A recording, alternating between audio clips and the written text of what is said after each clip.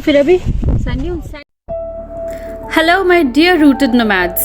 Ready to hit the roads again? Let's go! After exploring the Panamic hot spring, we are now headed towards the Hundar sand dunes in Nubra Valley. I have never seen sand dunes before. And their camels, they're so special. They're double-humped camels.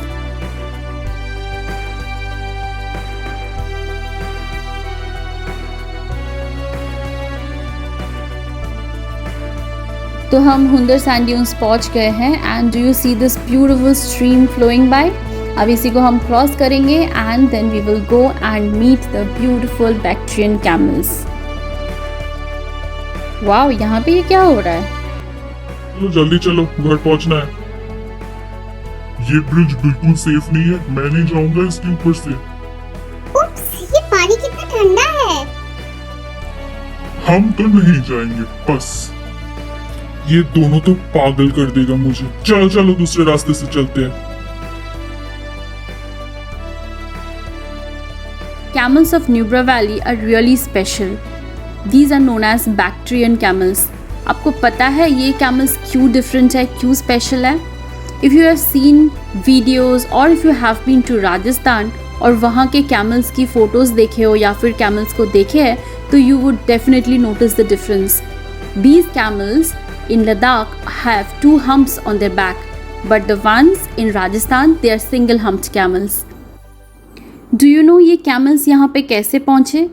ये camels की origin यहाँ नहीं है.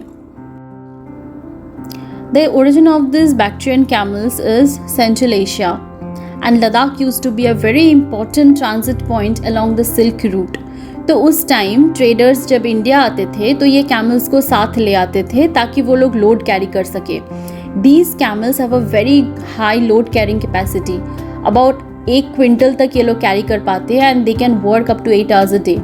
तो ये बहुत अच्छे animals थे. They used to bring them along with them. But फिर उसके बाद जब वापस जा रहे होते थे तो बहुत बार ऐसे भी होता था कि some camels fell sick, some fell injured. तो उनको लेके वो इतनी लंबी जर्नी नहीं कर पाते थे. So they left this camels back here in Ladakh. तो यहाँ पे धीरे धीरे इसकी पॉपुलेशन फिर बढ़ता गया. This is how we have Bactrian camels in Nubra valley. तो अभी हम लोग सैंड ड्यून्स में आ गए हैं और यहाँ पे डबल हम कैमल मिलेंगे. पर मेरे साथ एक इंसिडेंट हो गया है. एक कैमल के पास में मैं फोटोग्राफ खुद खींचने के लिए गई थी और वो मेरे पे दौड़ के वापस आ गए. तो ये बाकी सब लोग दौड़ रहे थे, हम भी दौड़ने स्टार्ट कर. आज की एक्सपीरियंस तो एकदम ऐसा एक्सपीरियंस है ना जो आपको कभी कोई नहीं बताया होगा. मैंने कहीं पढ़ा था कि अगर कैमल आप पे गुस्सा होता है ना वो आप पे थूकेगा. सो वी वर एक्सपेक्टिंग चलो थूकेगा ही, लेकिन ये तो भगाता है लिटरली. उसके बाद हम इतने डर गए, पीछे कुछ भी दौड़ लग रहा है, हम दौड़ने लग जाते हैं कि कैमल पीछे आ रहा है सोच के. But anyways it's a very beautiful experience. मैं सैंड ड्यून्स पहली बार देखी हूँ, बहुत सुंदर है. कैमल्स भी बहुत मैजेस्टिक है. उनको भी बेचारों को परेशानी होती होगी दिन भर. सारे टूरिस्ट उन पे बैठ के घूम रहा है, उनकी भी गलती नहीं है. Anyway you are visiting the Hunder sand dunes, be a little careful क्योंकि ये एनिमल्स रह सकते हैं थोड़ा irritated and they might chase and run behind you. हमें नहीं समझ में आया था कि ये हमें चेस कर सकता है because they are roaming around free. लोग उनके ऊपर बैठ के घूम भी रहे. So we never thought that any camel would become aggressive. Anyways but this was a lesson learned. और आप लोग भी थोड़ा ध्यान रखना. After a great and memorable experience with the camels, अभी हम थोड़ा रेस्ट करेंगे. We would go there and sit on the sands and watch the light fading away.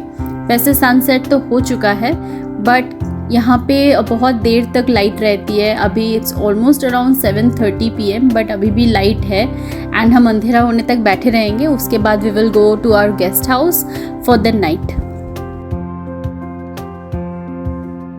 Sand dunes are created when wind deposits sand on top of each other until a small mound starts to form.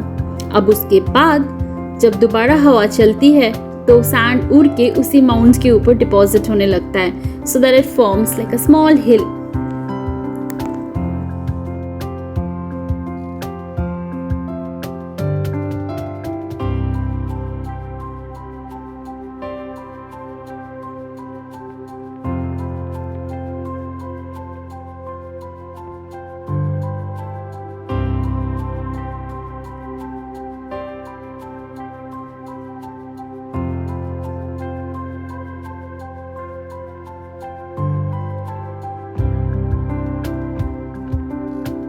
We have already checked in at our guest house. We would go and have some dinner now.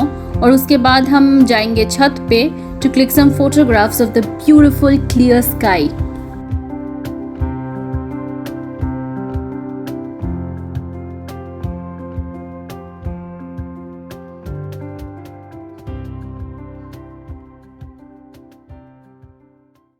Good morning. अभी सुबह की 5 बज रहा है and we would be checking out early. We would go to the Diskit Monastery and उसके बाद we are going to go to Pangong. This is 6:10 in the morning and we have started really early without having breakfast, and now we are headed towards the Maitreya Buddha statue of the Diskit Monastery. सुबह सुबह तो और अच्छा लग रहा है, रास्ते में कोई लोग ही नहीं है and there is pin drop silence everywhere. एकदम पूरी मॉर्निंग फ्रेशनेस है, the huge mountains and the valley. Wow, I am enjoying it.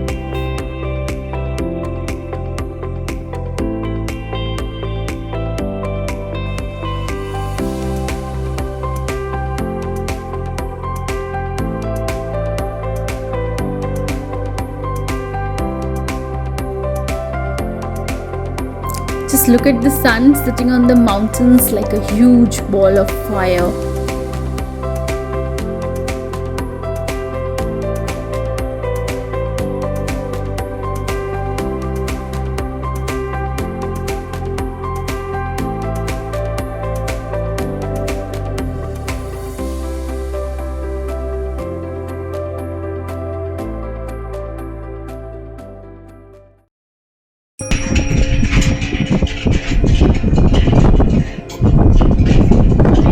Deskit monastery आए हुए हैं जो नुब्रा वैली में है.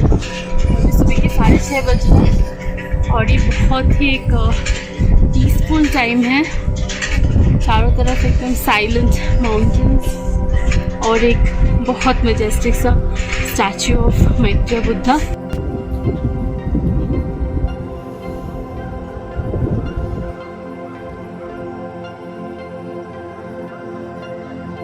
हमें न्यूब्रा और पेंगोंग घुमा रहे जिगमित, whom we have met here in Ladakh.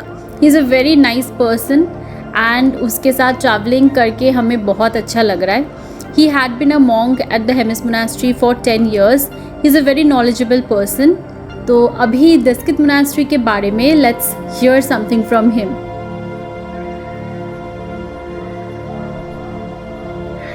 तकरीबन लेह से 121 किलोमीटर की दूरी पर नुब्रा वैली में हमें एक मंदिर को दर्शन करने को मिलेगा, जो कि हम डेस्किट मोनेस्ट्री के नाम से जाने जाते हैं, जो कि लद्दाख में जितने भी फेमस मोनेस्ट्री है उनमें से एक डेस्किट मोनेस्ट्री को भी माने जाते हैं, क्योंकि इस मोनेस्ट्री को 14th सेंचुरी यानी 1433 में इसको बनाया गया है. और ये 800 साल पुराना मंदिर जो अभी हमारे सामने स्थित है, उस टाइम लद्दाख में राजा महाराजाओं का राज था, उस टाइम बनाया गया हुआ मंदिर है.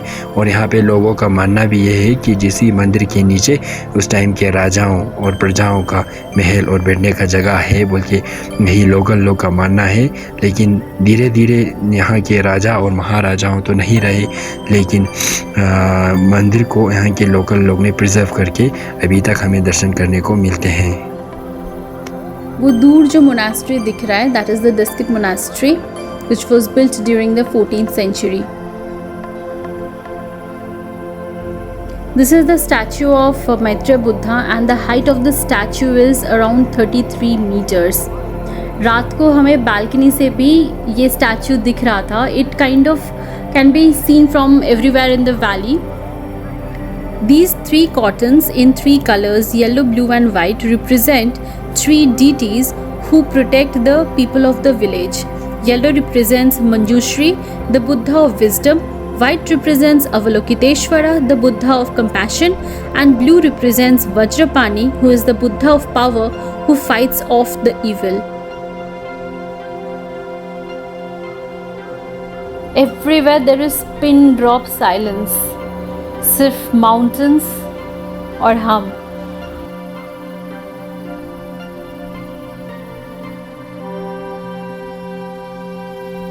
So हमारी न्यूब्रा वैली की एक्सप्लोरेशन यहीं पे ख़त्म होता है and we would be heading towards Pangong now. Pangong जाने के लिए सुबह निकलना बहुत ज़रूरी होता है बिकॉज़ रास्ते में बहुत वाटर क्रॉसिंग्स आते हैं. So if you are getting out late when the sun rises, तो उस टाइम क्या होता है, जो बर्फ़ होते हैं पहाड़ के ऊपर, it will melt down, form streams and rivulets which would cross the road. तो पूरे पानी भर जाता है and it becomes very difficult to drive on them.